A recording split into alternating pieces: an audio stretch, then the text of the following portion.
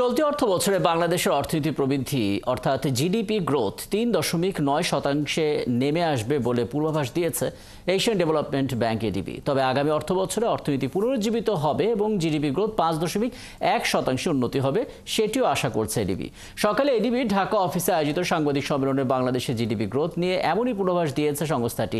টাকার অবমূল্যায়ন, সাথে পাইকারি বাজারে প্রতিযোগিতার অবনতি, অপর্যাপ্ত বাজার তথ্য এবং সরবরাহ পরিস্থিতির অবনতির কারণে মুদ্রাস্ফীতি ২০২৩-২৪ অর্থ বছরে থাকা ৯.৭% থেকে ২০২৪-২৫ অর্থ বছরে সেটি ১০.২% হওয়ার পূর্বাভাস দিয়েছে এডিবি। বাংলাদেশি পণ্যের উপর যুক্তরাষ্ট্রের ৩৭% শুল্ক আরোপে কেবল পোশাক খাতই নয়, এদেশের অর্থনীতিকেও ক্ষতিগ্রস্ত করবে। ফলে বাংলাদেশের এখন উচিত বিকল্প বাজার খুঁজে বের করা।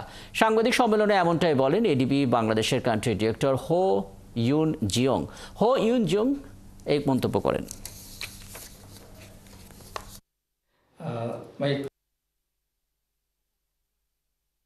Of the U.S.